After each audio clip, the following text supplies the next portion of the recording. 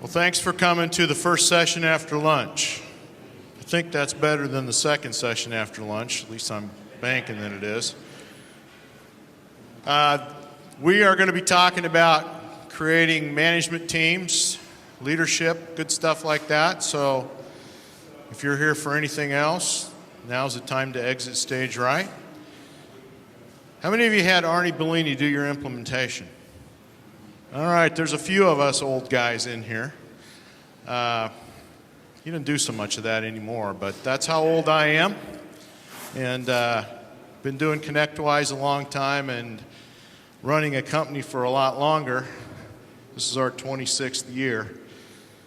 And part of HTG, which is what I credit a lot of our success to, is listening to peers. So IT Nation is a big deal. Learn to take advantage of the people sitting around you. On your way out, not during the session, but on the way out, shake some hands, get some cards, connect. You can learn an awful lot of things. You don't have to step on every landmine by yourself. Learn from those that have already done it and shortcut that. There's still plenty left. So use the group and the room and leverage the IT Nation. So what we're going to talk about today really is putting a management team in place. How many of you would say you've got a management team today? So a third maybe. We're going to talk through some of the things that we went through in my companies, and the transition we've gone through, things to think about and consider. And hopefully you'll walk out of here with some ideas and hints that can help you in your journey. And this is a journey. And it's not just about management, it's about leadership. That's really the missing link in a lot of companies, that there's nobody actually ready to step in and help lead. And so we need to be building leadership into our organizations. We typically start hiring a whole bunch of followers because we're the boss. We like people that will take orders and do what we tell them. And that becomes problematic over time. There's a big difference between leaders and followers. Leaders and managers, I should say. The list of things and the ways they think and fulfill responsibilities are very, very different. And we often like the folks on the right because they take orders better than the folks on the left. And that feels good at first. But leaders are the folks that like to change, which is very few. Leaders are the folks that are setting direction, looking forward, creating the future. Managers are the folks we need to help get us there. We got to have both, but management team folks, we're looking for leaders. We're looking for people that can think, can do what Daniel Burris was talking about this morning in the keynote. They can see the future, they can know what's certain, and they can help communicate that and take us down that path. So you'll get this deck so you don't have to worry about writing feverishly or typing on whatever mobile device you've got. How many iPads we got in the room? All right, how many non-iPads, but some kind of device? Wow. The shoe. That is a device. Very nice. So when do you know when your company has really started to mature? This picture describes me quite well, actually. I used to have days like this, but now that I'm older, damn near every day is like this, going in circles. You know you've matured and are really starting to run a company when it no longer exclusively relies on you to make the decisions. A lot of IT companies sort of go into pause mode when the owner's not there. And I bet there's people in this room that are sort of scared to be here instead of be there to watch their people. And they're checking their phones, they're going out between breaks and calling the office, they're trying to make sure that the wheels haven't come off the bus while they're away. When you get to the point where you've got people you can trust, you've reached a maturity that you know your business is going to become sustainable.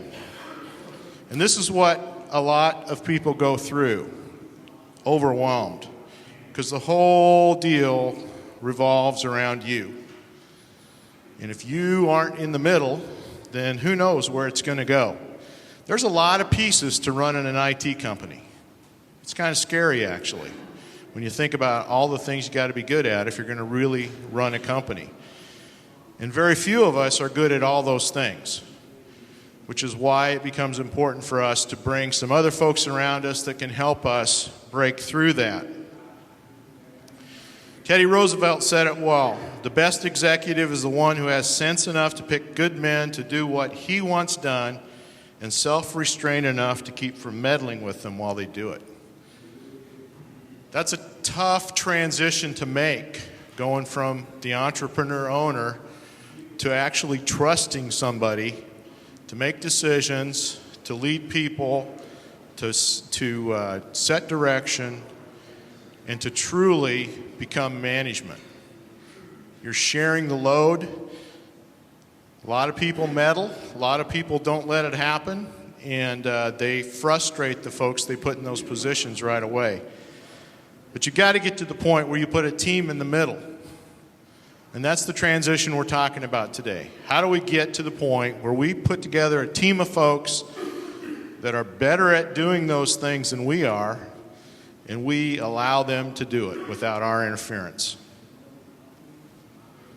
So it's a big step to get to that point of sharing the responsibilities of the day-to-day stuff, trusting people to drive it where we want it to go. But it's a critical part of long-term survival. I think a lot of you may have heard or may not have heard that we lost one of our HTG members last week in a very freak accident after he went on a dive. 36 years old.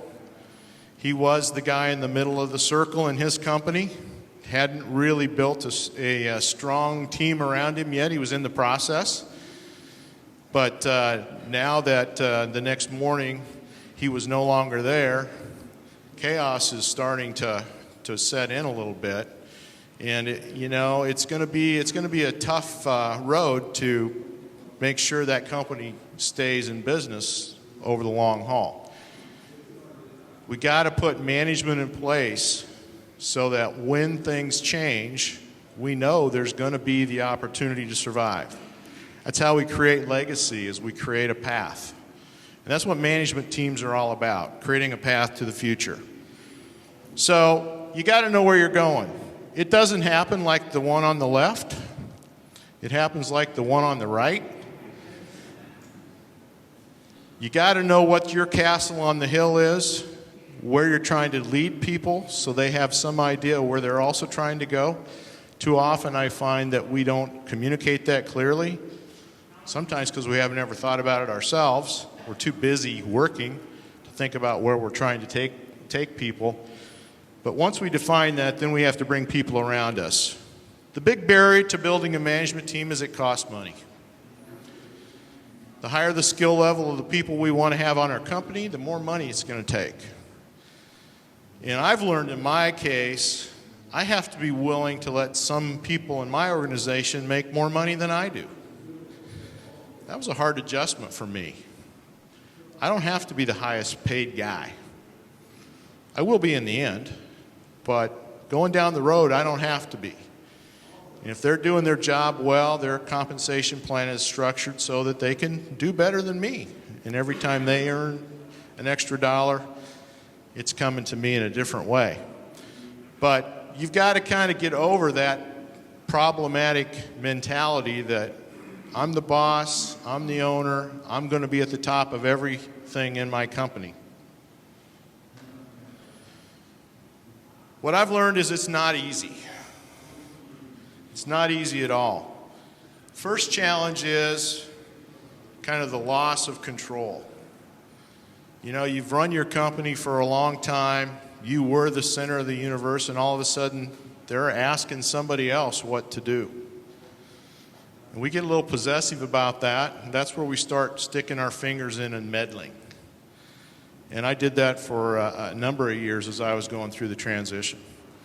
I'd empower somebody, theoretically, to run the service department till it wasn't exactly what I wanted, and then I would provide advice and counsel and direction to the manager, which is not a manager at that point. They are just a person that works for me yet. So you got to prepare yourself mentally to be willing to let go. There's one thing I've learned for sure. They will do it different than you would do it. Okay? They will. And usually that's a good thing. Because if you've got the right people hired, they're smarter than you, they do it better than you did it, and the results are going to be what you wanted or exceed those. So you've got to be willing to let them get their way. But there is that feeling that, like, oh my goodness, I've lost control. They made a decision that's different than what I would have made. What's going to happen? It doesn't always work out, but more times than not it does. And you got to be willing to let them chart that course. It's hard to find them. There's not a lot of them out there. And recruiting folks for that role is difficult. We'll talk about some ways that can happen. The big thing is, what if I hire the wrong person? My goodness.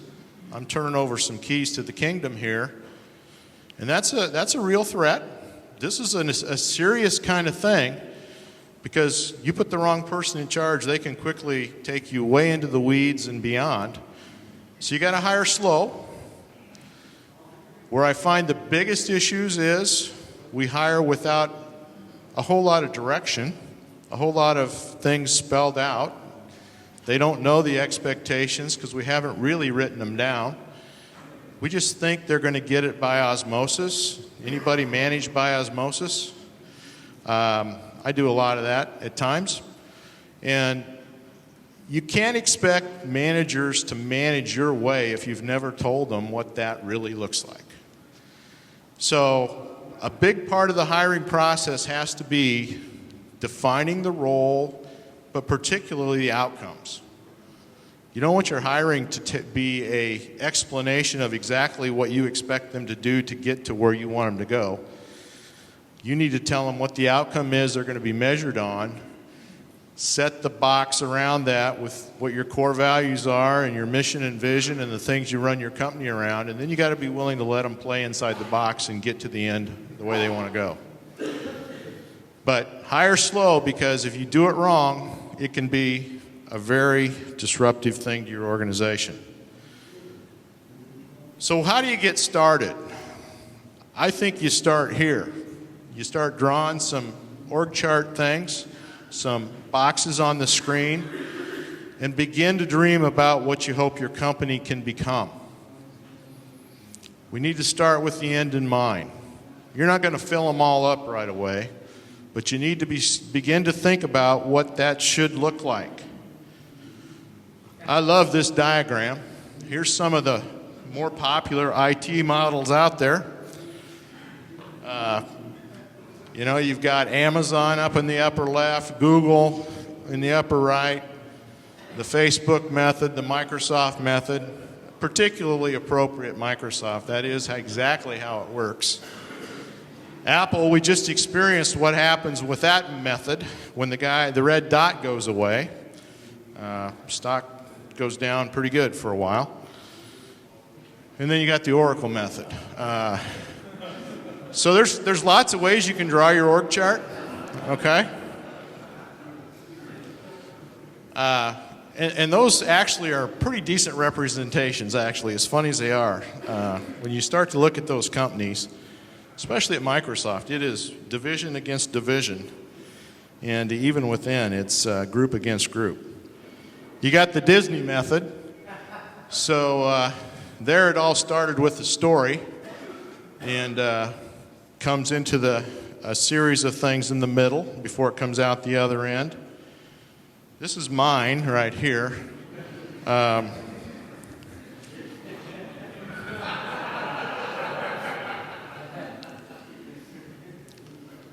You got to start drawing pictures, okay? You need to think through what's your org chart going to look like.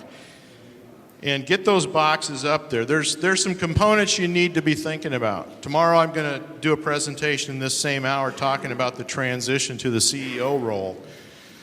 That's one that I find most of us don't do at all as small companies. We leave that role vacant. We're afraid to put it on our business card because CEOs have a bad rap. We sure as heck don't want to go spend time thinking and strategizing and doing things that don't feel productive. But it's one of the most critical roles that we need to be filling as a business owner.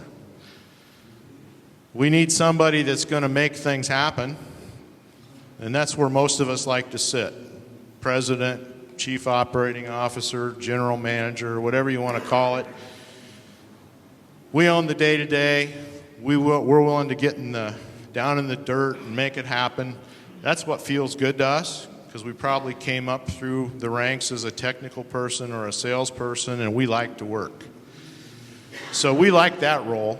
So that's a couple we know we're going to need to have on the chart.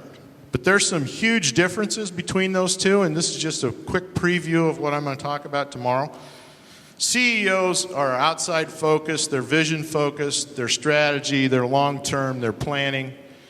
Presidents are all about execution and getting the work done. They're about accomplishing the task at hand.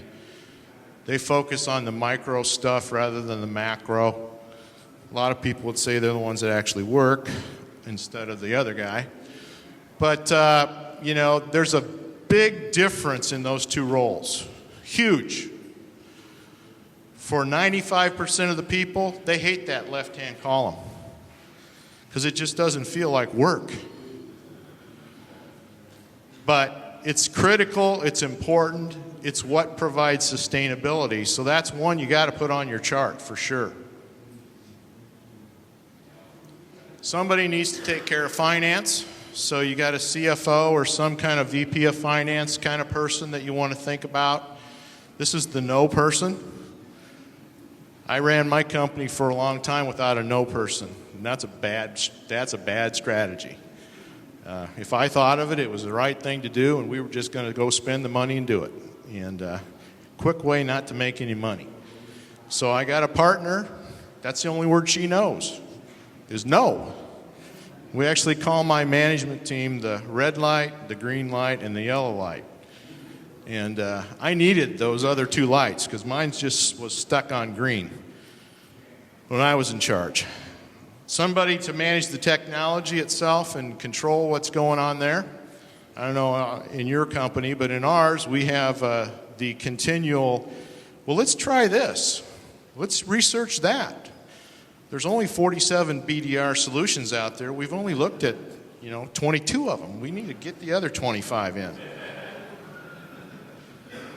Of course, we'll have somebody running services and somebody running sales, at least be responsible for that. They might not actually manage it, but at least we're putting it on their plate because we know we need those things. But we got to think about marketing and we got to think about HR. Now the reality is, as you're growing a small company, you can't afford all these people. Actually, we're 80 people and we can't afford all these people. But somebody's got to do all those jobs. And so you've got to begin to think as you build this chart of the future, what can I outsource effectively, and what do I really need to control tightly? And so for me, it's obviously the CEO, the vision, strategy, and all that. I don't want to outsource that. Somebody's got to run my operations. I know that. I want somebody that I know well running my money. But marketing, I might be able to outsource that, and there's some good outsourced marketing options. I know people that are outsourcing their CFO role. You can actually outsource a lot of these things if you get started that way. You also got to think about your approach. The old org chart, CEO was at the top. You finally filtered down through your management and got to the customer. Well, there's some companies out there now that are starting with it upside down. And the approach to the marketplace is becoming customer-driven, supported by the structure of management. And to that end, I spent most of a day at Zappos in the last month. How many of you know what Zappos is? Quite a few. All women know that for sure. Anybody else ever been there? It's quite an experience, right? So Zappos is a wildly successful organization. Pretty much breaks every rule that traditional management would tell you to do. Their focus is 100% on the client experience. That's what they care about, and it's driven by their culture. When you want a job at Zappos, you apply, and about 1% of those folks will actually get the opportunity to get into their training program. It's 4 weeks, pretty much indoctrination on how to talk on the telephone, because that's what they do. They pay $12 to $20 an hour. It's not like this is big money jobs. They're selling shoes. They've got a waiting list of people that want to work there a mile long. But you go through this phone course for 4 weeks, whether they hire you to be a C-level person or a janitor. Everybody goes through the same training. Start of the 4th week, they offer you $4,000 to leave. All right? They'll cut you a check and thank you for the 3 weeks you've invested. But if you don't want to stay that passionately, they don't want you. Because they know it'll cost them way more than that in a few months when you decide you're going to take off. So they offer to pay you to leave. They're that confident in what they've built from a culture perspective. I asked to see the metrics on their phone stuff. Well, we don't keep track of that stuff, really. We don't measure employees on the number of calls they take or, how fast they are at picking up the next deal. I mean, they have all that globally so they can watch their trends, but what they care about is, did the customer have an experience where they felt good about it, and they will give us that kind of a rating. That's how you get fired at Zappos. You don't make customers feel really good about the experience. They hire on culture, they fire on culture. That's it. That is their most precious resource. It's a customer-driven organization. We're in the client experience business, folks, especially as we move to the cloud. We got to start looking at companies like this to learn some stuff. And it's going to happen when we put the right kind of management in place and we give those kind of instructions as leaders and organizers in our company. So you see their core values all over the place, and you violate one of those, they'll show you to the door. You can do a lot of other things. They have lots of people working there that wouldn't even get an interview at my place because they're full of ink. They've got more holes in them than God created by a long ways. But you know what? They're passionate about working there. Their idea of a tour is to walk you around and then say, just go mingle with our folks. Go up and talk to them about what's going on. The place is chaos. I could never work there. I mean, it looks like chaos because there's stuff hanging everywhere. People are wandering around, and it's just crazy. But my goodness, they love it. And people get an experience. They shared that their longest phone call, as engineers or technical people, we keep track of stuff like that, over 8 hours talking to a customer about a pair of shoes. That's more than I've actually ever spent my entire life looking for shoes. But they're willing to make sure they stay engaged with the customer until they're satisfied. I have no idea what the problem was, but, any company that will let you buy as many pairs or order as many pairs as you want, pay the freight to you, pay the freight back if you decide you don't want any of them, to me that sounds like a formula for going out of business rather than becoming wildly successful. But they've created a management team that believes it, lives it, models it, executes it, and they are really changing the way people look at online sales and the telephone. So get your org chart built, put some roles in the boxes, and then begin to look at your staff and figure out what names could I potentially put where, and create that thing. Hire people brighter than you, and then get out of the way. So this is kind of our HTS org chart, my IT company. I've got 80 folks across 7 offices. It's pretty basic, pretty old-fashioned, and those people have come to me in multiple ways over the years. This is the attitude a lot of us take. Due to the recent downturn, we're completely restructuring everything just below me. We need to be willing to lead change, not just drive change. And that's very important to keep in mind as you go through building a management team. I've learned in my own experience that I needed a lot better understanding of people. And so learning how to use personality profiling and some of the other tools is really an important part of moving through this process. You got to understand what makes people tick. There's a really good book out called Make a Difference that Dr. Larry Little wrote. There's tons of DISC profile types of tools out there. They don't cost a lot of money to use, but they can become very valuable in your journey to build management. Because believe it or not, not everyone thinks like you do. And if you're married, you absolutely already know that.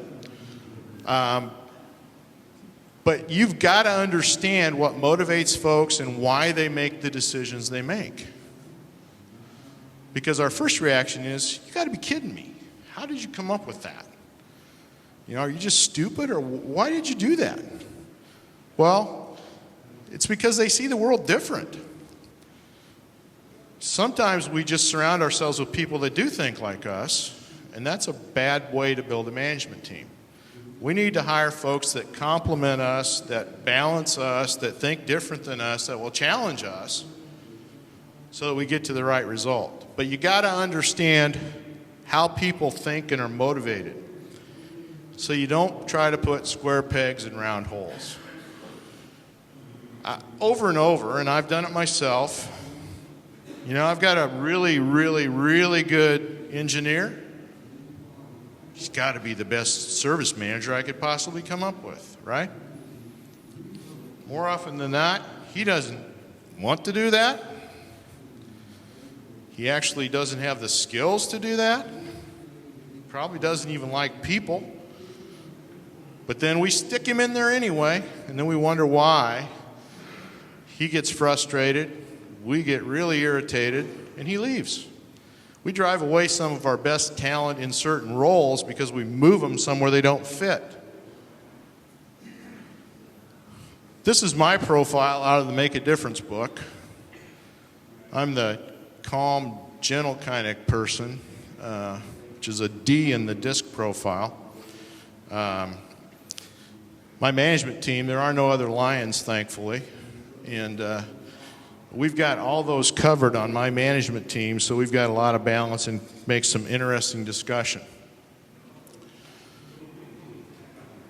The other thing you got to watch out for is the resume of the guy that's been managing lots of places but never stays very long. Because they actually probably have never actually done anything except have a great resume and can talk a good talk. So check deeply on what the approach has been. You got to figure out how you want to lead your team. You know, are you the kind of owner that wants them to participate in what's going on?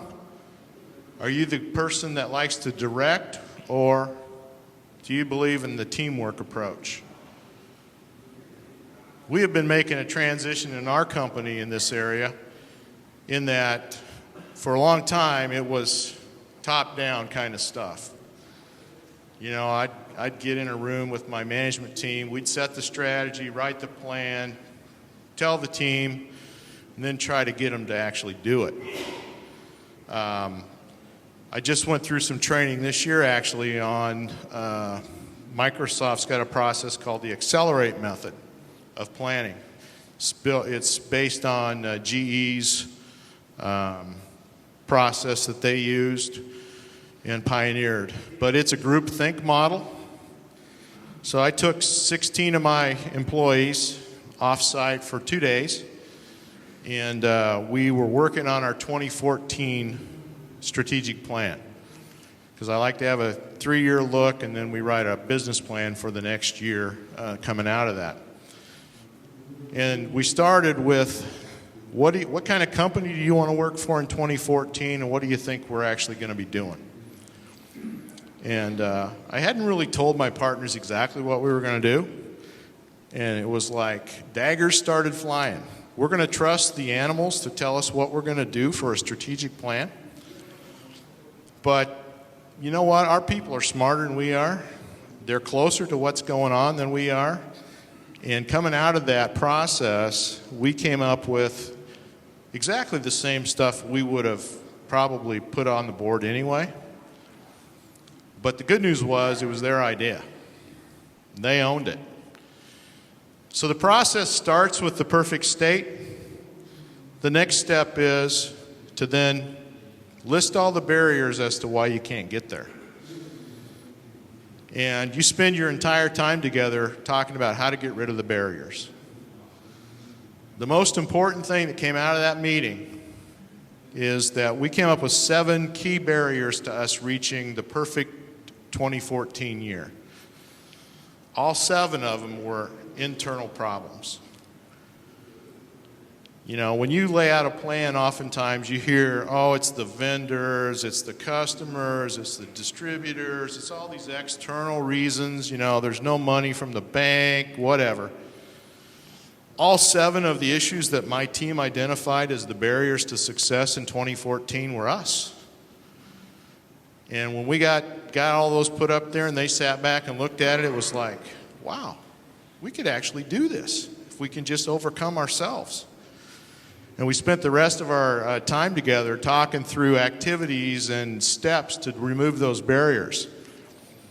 In the best part of the whole deal, we've got probably 25 or 30 action items to try to take those 7 barriers away. I only got saddled with 1. My team stepped up and said, we'll help do that because we see the result that can happen.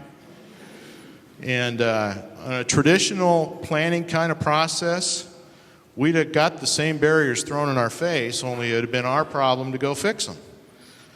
We've already got a number of those overcome because the team is excited about getting rid of them so we can get to where they want to go. The best part was they went back and told the rest of the staff about the process, and they were getting them to help. So, you know, creating a management style that includes a lot more people has got a lot of power. It's a little scary, but it's got a lot of power.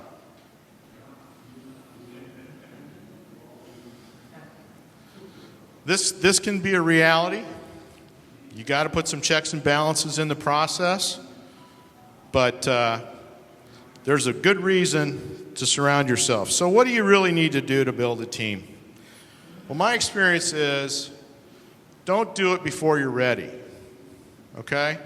If you're a 3-person shop, you don't need 5 C-level executives. Make sure that you've got stability, you've got right sizing. You got to have the boxes so you know where you're going, but you can't fill them all the first day. Because you got to pay these people. And they're actually going to want to make good money.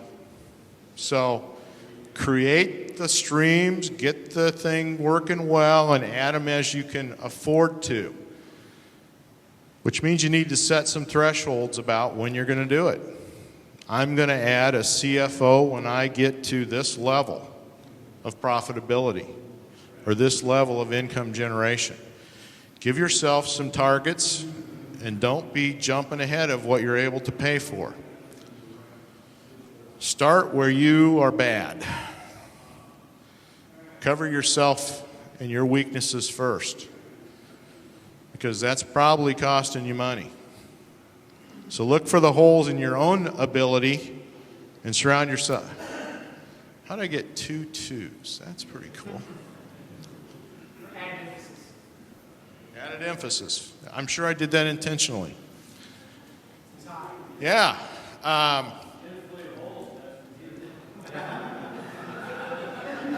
I bet there's some misspelled words somewhere in here too. Use your contacts, okay? Talk to other people. One of the most important things you can learn going out of this room is not anything I said, it's from talking to people around you that have done some of these things. I bet you there's more people that have screwed up here than have done it right, and you can learn more from those kind of things, avoiding those kind of things, but leverage this community. Because there's somebody that's further down the road than you are. Also know there's somebody that's not as far as you are. Be willing to help other people figure it out too. But use the contacts you have.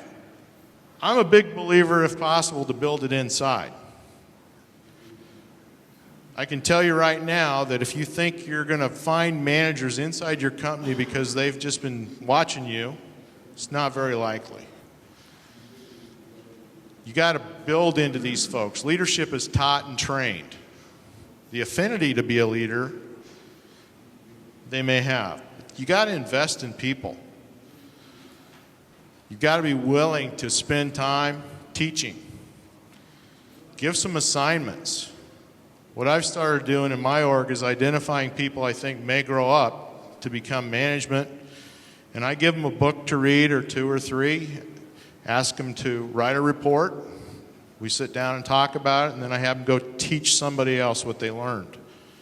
When we hire them, we've got a couple books. We require them to read and write a book report for me. You got to start to build the learning environment inside your organization and make those investments.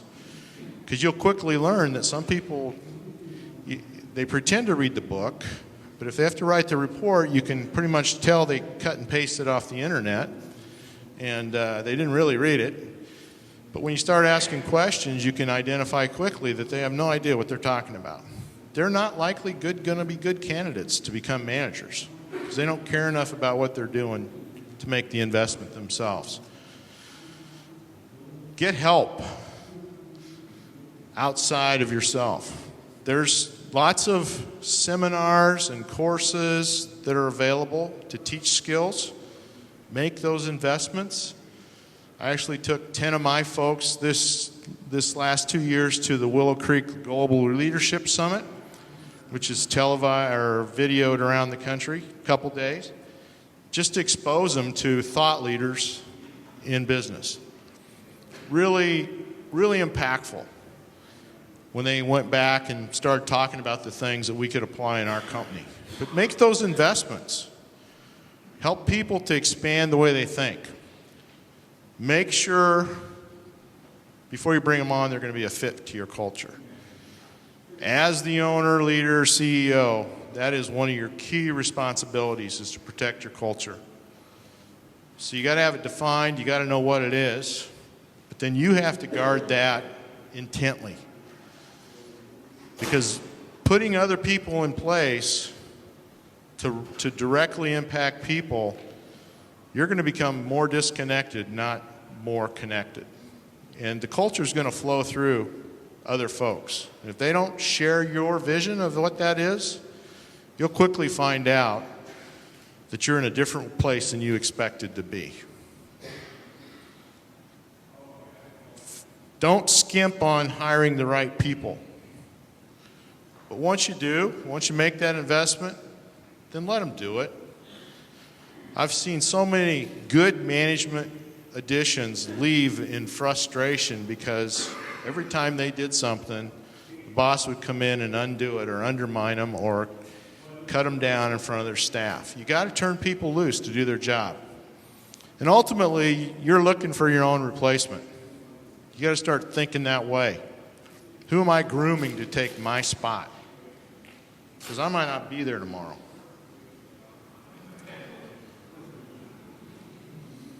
this is one of the reasons you want to find somebody to replace you, because if you think like this, you're going to have a problem. We've got to be willing to make changes. We've got to lead people to that. And we're often the bottleneck. Where do you find them? Well, I think there's 3 places. You can grow them up on the inside by making the right investments. You can acquire or merge, get them from that type of approach. Or you can just go out and look in the open market and try to hire them. They're all valid. They're all different in the approach. And I've done all of those, actually. Sometimes this is how we manage. Let's route the email to voicemail and the voicemail to email and pretend we aren't here. We've got to lead and lead well because people are watching. So once you hire them, how do you motivate? How do you keep them engaged? You can give them stock or ownership or equity in your company. That sounds good, and that's probably a good one's going to ask you for that. They want to be able to become an owner.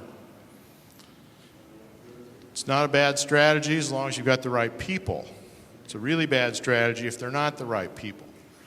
So make sure you know how you're going to get out of it before you ever get into it. Have it defined clearly. Have the formula defined.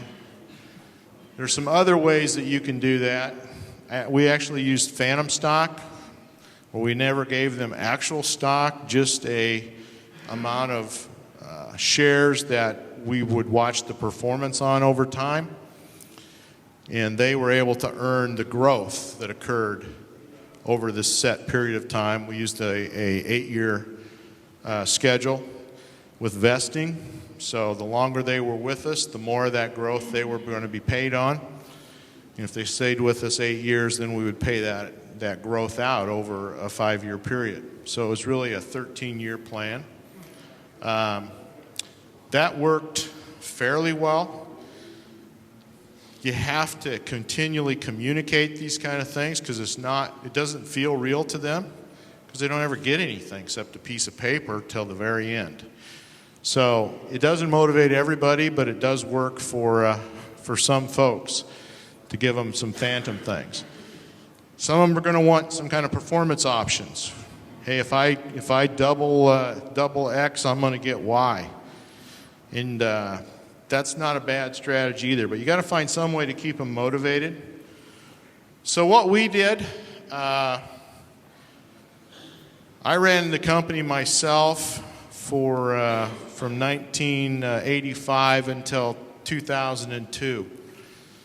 I came up on the engineering side of the business, and I quite frankly had no clue what I was doing running a company.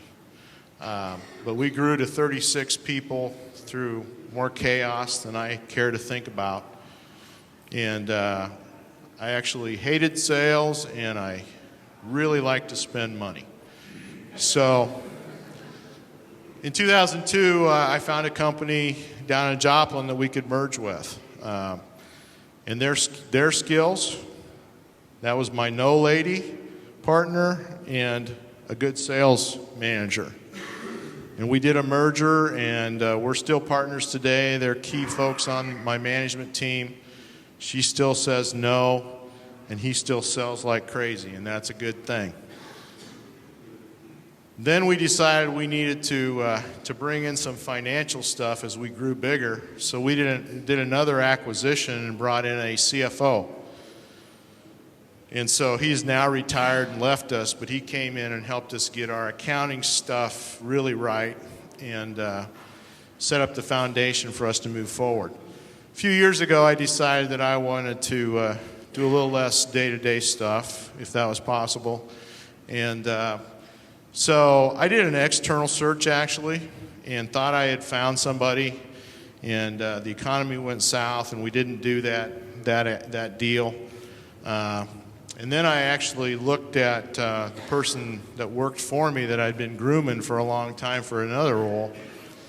And in June of 2009, I passed the torch to one of my employees who had been acting as a service manager for me. And she's been running the company ever since and doing way better than I ever did. So we did some outside stuff. I brought one up from the inside, and I just got done actually hiring an external resource that will be coming in and take over the role of vice president of services for us. So, I've done all three styles. They all work. They're different, but they all work. There's lots of good people out there. You have to put a plan in place and go find those folks. Yeah. I see on the last time you said operations finance. Did you for a time have one person that was essentially pseudo-CFO/operations at the same time? Correct. She was COO, CFO. It worked okay. It was a big job. Huge job. We grew out of it, and now we've got to split that. HTG, I went out and hired, and found Scott and transitioned him. He came in, basically as an employee, and over a period of a year, I trained him after I hired him and groomed him to take over as president of HTG. So you can get there in a lot of ways, and there's a lot of good reasons why you want to go there. You're able to complement your weaknesses, compensate for those so you can really take your company to another level. It allows you to focus on strategy. Somebody needs to be doing that. We heard that loud and clear this morning from Daniel Burris.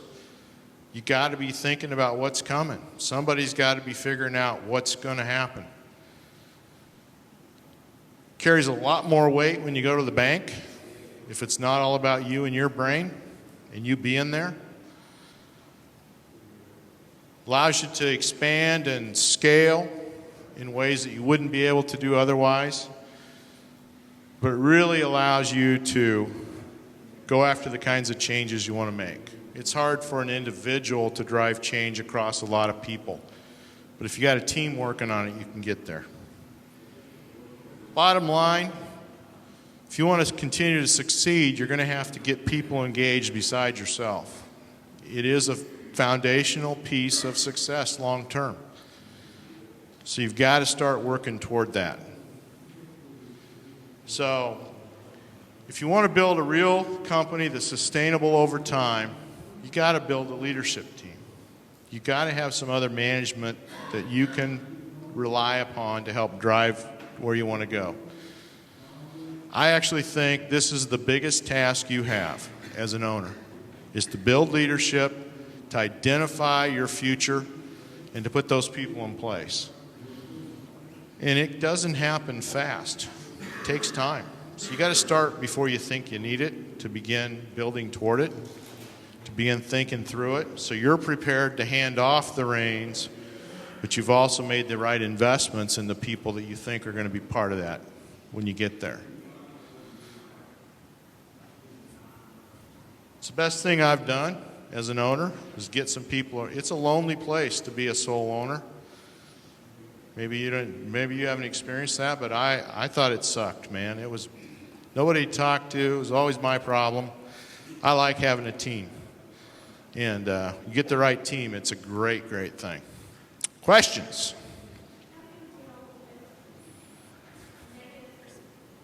Hi.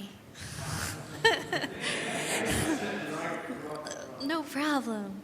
How do you deal with, when you're within the management team, if they're the inevitable personality conflicts that come from DISC profiling? Did you focus your energy in educating them about the DISC profile and how to capitalize on each of those personality strengths? Great question. We actually did. We actually brought in an outside resource to help us with the profiling. We trained our management team first, so we could work through those issues behind closed doors and really understand each other and why we were having the occasional conflict. And then we had that person lead our entire team through the process. And we spent, I think, 8 weeks an hour a week reviewing those reports. Every employee got their own little book, and we talked about the impact of those things, and the managers got copies of that so they knew how to effectively manage those folks. So we made a significant investment in that process. Something that you got to do multiple times, obviously. So actually this year in our company retreat in January, we're going to spend another half a day going through the same kind of thing with the Dr. Little animal approach this time rather than the disc profile approach. Any other questions? You have some management team in place, but you don't have all the pieces of the puzzle together. How do you manage employees who have been with you a long time and they want a position, they don't feel selected for that position, find for that? Maybe you have to go outside and get somebody, and that's going to maybe block you. Okay, so the question that I think I understand is, you've got longtime employees that think they're capable of becoming management, but you know they're really not going to succeed, and so you need to go outside and bring in that talent, and they're not going to like that very much. So the right thing to do is go outside and bring in the talent and let them not like it very much, because putting a bad manager in place is way worse than having them leave. You've got to be willing to make those kind of steps and processes. You know, I learned that lesson really early in our acquisition thing. We did an acquisition, and the strongest salesperson that we had, not only in the new location, but across our entire organization, wanted to be sales manager and thought he was the sales god. I mean, the guy was good. He knew he was good. He told you he was good. In fact, he was better than you, and he wanted to run the show. And he would undermine everything we were trying to do from a culture perspective. And one of the biggest bets we ever made was we fired him about week 4. And, you know, I had a talk with my other partners at the time and said, you know, we're either making the biggest mistake we've ever made or this will be the right thing to do. You can't imagine the thanks we got from the rest of the staff who felt he was poison in his approach. And had we let him take over, it would have destroyed our entire company. You got to make some tough calls. But you got to always protect your culture, your integrity, and what you need to do, and not be bullied into putting people in places they don't fit. You put a square peg in a round hole, you're going to have a big problem. It'll take you years to recover.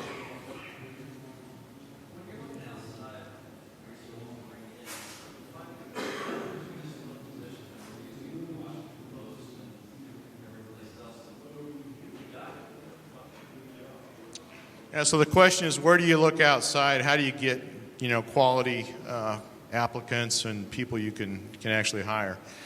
Contacts. I mean, when I'm looking for that kind of talent, I'm trying to ask folks that I trust about people they know, you know, and you know, we'll advertise on, you know, the local papers and the internet and Craigslist and all over the place. But the apps I really actually care about and read are typically ones where I knew somebody or they knew somebody. I'll use social media and say, we're looking for X. Anybody know anyone? And we'll get recommended folks. Because people, you know, as connected as the world is today, everybody knows a whole lot of folks. And they'll send names and we'll connect. And that's where this last hire came from. Somebody that I knew and was able to bring on. So I'm not a big believer in just putting ads out there and hoping for the best. I'd rather create my own end game by the way I approach it. A lot of us entrepreneurs maybe aren't great leadership trainers. So do you have some recommended leadership training resources that we can use to groom people who are close? So the question was, what kind of resources can we leverage as entrepreneurs? Maybe it's not our skill set to train the folks around us. You know, there's a bazillion excellent books. You know, it really depends on the people you're trying to invest in and how they learn. You know, if they can read and learn, there's a whole lot of books. A lot of people need more of a hands-on approach or need to listen to it. In a lot of cities, there's a lot of these one-day kind of sessions where you can send them to hear Colin Powell and all these guys that are leadership folks, that you can expose them to the big theory and they can understand that. I know a lot of people that use the Dale Carnegie stuff, which is solid stuff, good skills to build. A lot of community colleges have got some decent things. There's a lot of resources out there. You got to look for them a little bit. Again, ask around and see what other people have done and it's worked for them.